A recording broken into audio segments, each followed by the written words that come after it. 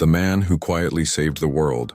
In October 1962, the Cold War had pushed the world into one of the most dangerous moments in human history.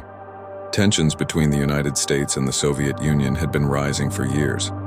But everything escalated when American intelligence discovered Soviet nuclear missiles being installed in Cuba, just 90 miles from Florida. In response, U.S. President John F. Kennedy ordered a naval blockade around Cuba to stop further shipments of military equipment. American warships surrounded the island, and both superpowers placed their nuclear forces on high alert. Across the globe, people went about their normal lives, unaware of how close the world was drifting toward nuclear war. Far beneath the Atlantic Ocean, a Soviet submarine known as B-59 was moving quietly through the dark water. Inside the vessel, conditions had become almost unbearable. The air conditioning system had failed. Temperatures inside the submarine were extremely high, and carbon dioxide levels were rising. The exhausted crew had been submerged for days and had lost radio contact with Moscow. To the men on board, the silence from headquarters was deeply alarming. They did not know whether war had already begun above them. On October 27, 1962, later called Black Saturday, American destroyers detected the submarine's presence. Following standard procedure meant to signal the submarine to surface, the U.S. Navy dropped small practice depth charges into the water, but inside B-59 the crew had no way of knowing these were only warning signals. The explosions rocked the submarine, shaking the crew and heightening the already extreme tension. Captain Valentin Savitsky believed they were under real attack.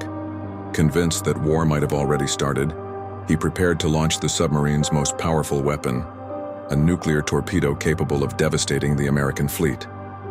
Soviet protocol required agreement from 3 senior officers on board before the nuclear weapon could be launched. 2 quickly supported the decision, the captain himself and the political officer. Under the heat, stress, and fear inside the submarine, the situation was seconds away from irreversible. The 3rd officer was Vasily Arkhipov. Arkhipov was the flotilla commander and held equal authority in the launch decision. Unlike the others, he was not convinced that full war had begun. Despite the pressure and the chaos inside the submarine, he argued that there was still uncertainty. The depth charges, he suggested, might be warning signals rather than an act of war. The debate inside the cramped submarine grew intense. The crew was exhausted, overheated, and terrified. Every passing moment increased the pressure to act. Yet Arkhipov remained calm and refused to authorize the nuclear launch. After a tense standoff between the officers, Captain Savitsky finally backed down. Instead of firing the nuclear torpedo, B-59 surfaced. American ships observed the submarine, but no nuclear weapon was launched. The submarine eventually withdrew from the area and returned home. For many years, this incident remained largely unknown to the public. There were no headlines at the time announcing how close the world had come to catastrophe. Only decades later did historians and declassified documents reveal just how critical that moment had been.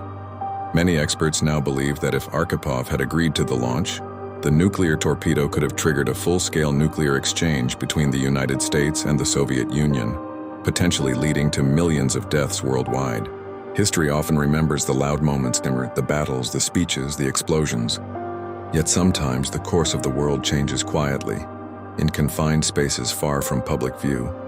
On that tense day in October 1962, deep beneath the ocean, one officer's decision to hesitate and to question may have helped prevent a nuclear war.